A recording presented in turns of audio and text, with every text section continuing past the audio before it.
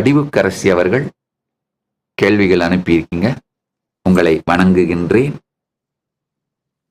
அம்மா வடிவுக்கரசி அவர்கள், உங்களுடைய கேள்வியை படிக்கிறம்மா. உங்களை பற்றி நிறைய விஷயங்கள் தெரியாது. நீங்கள் நித்யானந்தாவாக ஆகுவதற்கு முன்னால் நீங்கள் என்ன வேலை செய்து கொண்டிருந்தீர்கள்? ஜான் ஐயா ஒரு பத்திரிகையாளர், அவர்களுடன் நீங்கள் நெருக்கமானவர் என்பது தெரியும். அப்போது என்ன செய்து கொண்டிருந்தீர்கள்? இதை தெளிவாக சொன்னீர்கள் என்றால் மகிழ்ச்சி அடைவோம். நான் பிறந்த குலம்மா வாழையடி வாழையென மாதொரு பாகனுக்கே அடிமை செய்கின்ற குலம். அதாவது என்னுடைய முன்னோர்கள்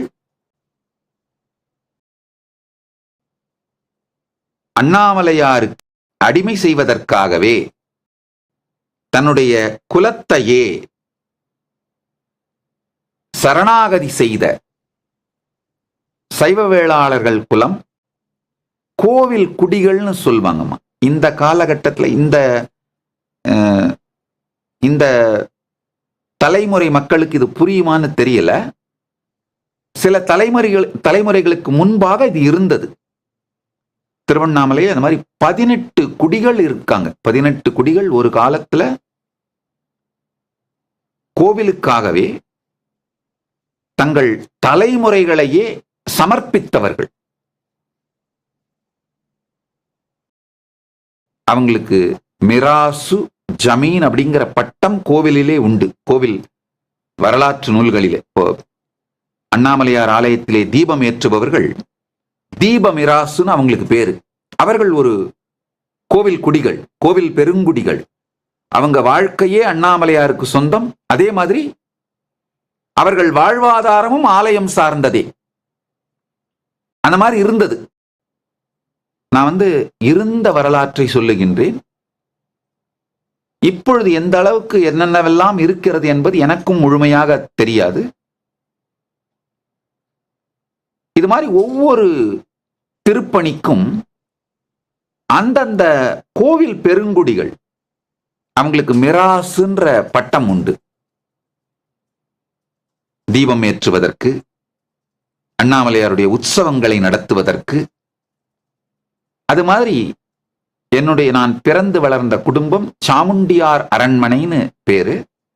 அவர்கள் கோவில் நிர்வாகத்திலே பாரம்பரியமாக அண்ணாமலையார் ஆலயத்தையும் அது சார்ந்த பல்வேறு நிர்வாகத்தையும் செய்து வந்த கோவில் பெருங்குடிகள்.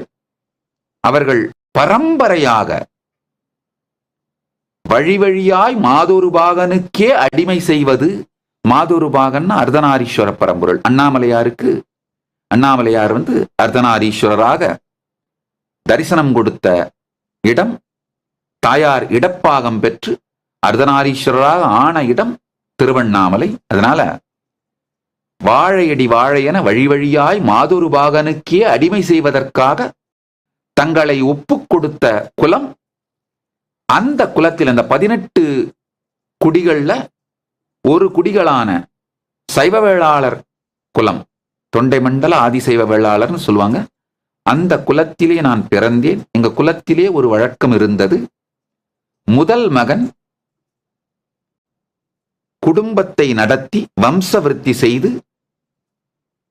குடும்பம் தொடர்ந்து இயங்குவதற்கு அந்த கடமைகளை செய்ய வேண்டும். இரண்டாவது மகன் இறைவனுக்கு அப்படிங்கிற பாரம்பரியம் இருந்ததனால் நடுவுல சில காலகட்டத்தில் போர் மற்றும் வறுமை காரணங்களால இந்த பாரம்பரியம் 1-2 தலைமுறைகள் அருந்து போயிருந்தது. ஆனா என்னுடைய முன்னோர்கள் மிக தெளிவாக முடிவெடுத்தார்கள். அந்த பாரம்பரியத்தை மறுமலர்ச்சி செய்ய வைக்க வேண்டும்னு. கடந்த 11 தலைமுறையாக தொண்டைமண்டல ஆதீனத்தின் குருமகா சன்னிதானங்கள் என்னுடைய குடும்பத்திலிருந்து வந்தவர்கள். Family tree, genealogy family tree வச்சிருக்கோம். 233 சன்னிதானங்களுமே என்னுடைய குடும்பத்திலிருந்து வந்திருக்கிறார்கள் அப்படிங்கிறது வரலாறு. 11 தலைமுறைக்கு ஆதாரத்தோடு வைத்திருக்கின்றோம். அது மாதிரி இந்த குடும்பத்திலே பிறந்து வளர்ந்தேன். பிறந்த பொழுதேயே நான் 2வது மகன். என்னுடைய தாய் தந்தைக்கு நான் 2வது மகன். 2வது மகன் இறைவனுக்கு என்று ஒப்பு கொடுத்து விட்டார்கள், அழித்து விட்டார்கள். அதனால அண்ணாமலையார் ஆலயத்திலேயே பிறந்தேன், அங்கேயே வளர்ந்தேன்.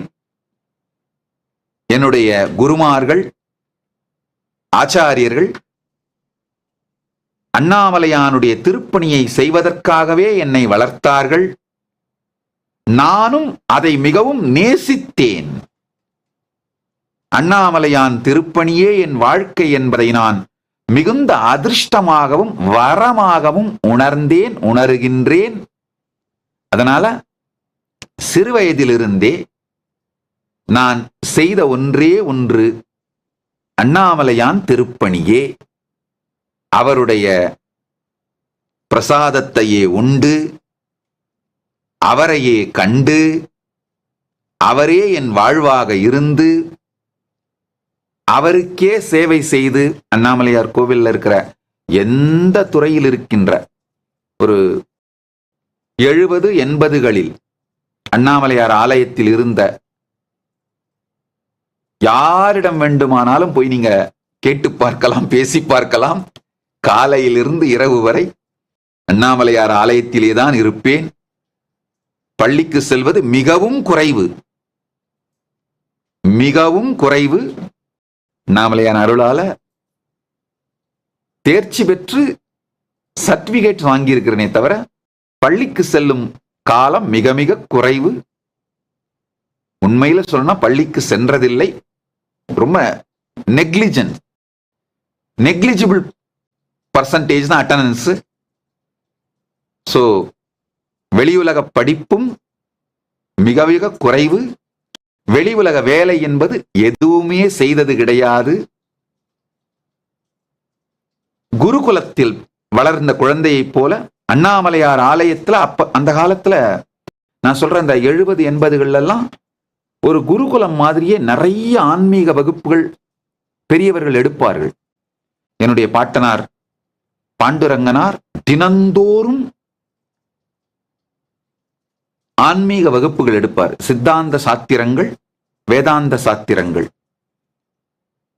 திருவாவடுதுறை ஆதீனத்தோட சித்தாந்த சாத்திரங்கள் 14 நூல்கள், கோவிலூர் ஆதீனத்தோட வேதாந்த சாத்திரங்கள் 16 நூல்கள். இவைகளுக்கு வகுப்பெடுப்பாரு என்னுடைய பாட்டனார். அவர்தான் தமிழிலே அருணாச்சல புராணத்தை உரைநடையில் எழுதியவர். அவர் வாழ்க்கையையே எனக்காக தியாகம் செய்து நான் பிறந்ததிலிருந்து முழு நேரமும் என்னை பயிற்றுவித்து இந்த ஆன்மீக வாழ்க்கை சாஸ்திரங்கள் போன்றவற்றில் எனக்கு பயிற்சி கொடுத்து நான் செய்ய வேண்டிய மிகப்பெரிய திருப்பணிக்காக என்னை தயார் செய்தார். இது எங்கள் குடும்பத்திலே இருக்கின்ற பாரம்பரியம். இன்னொரு உதாரணம் சொல்லணும்னா, தவத்திரு பாலமுருகன் அடிமை அவர்கள் என்னுடைய பூர்வாஷம், நாம் பிறந்த குடும்பத்தில் அவரும் பிறந்தவர். அவர் என்னுடைய உறவினர், ஒரு விதத்திலே என்னுடைய பாட்டனார். அவருடைய குடும்பத்தினுடைய பாரம்பரிய கோவில் தான் ரத்னகிரி பாலமுருகன் திருக்கோயில். அவங்க குடும்பம் தான் அந்த கோவிலுக்கு பரம்பரை தர்மகர்த்தா. தவத்திரு பாலமுருகன் அடிமை சுவாமிகள் அந்த கோவில் சென்று அமர்ந்து அந்த கோவிலுடைய பொறுப்பெடுத்து அதை நடத்துவதற்கு முன்பாக கூட அவர்கள் குடும்பத்தினுடைய ஆலயம் அது. அவர்கள் குடும்பம் தான் அந்த ஆலயத்துக்கு பரம்பரை தர்மகர்த்தாக்கள். சோ அந்த முருகனே வெளிப்பட்டு அவரை ஆட்கொண்டு அவருடைய திருப்பணியை செய்து கொண்டது போல அண்ணாமலையானை எனக்கு அருள் செய்து அவரே என்னை ஆட்கொண்டு அவருடைய திருப்பணிக்கே என்னை ஏற்றுக்கொண்டார். அதனால பிறந்ததிலிருந்து இன்று வரை வேறு எந்த தொழிலும் வேலையும் செய்ததில்லை. அண்ணாமலையான் திருப்பணியே வாழ்க்கை. பரமசிவ பரம்பொருளின் சேவையே வாழ்க்கை. இதுதான் என்னுடைய பிறப்பு மற்றும் வளர்ப்பை பற்றிய சிறிய அறிமுகம் ஐயா. அண்ணாமலையாருடைய ஆலயமான 6ஆம் பிரகாரத்திற்குள்ளேயே பிறந்தேன், ஆலயத்திற்குள்ளேயே வளர்ந்தேன்.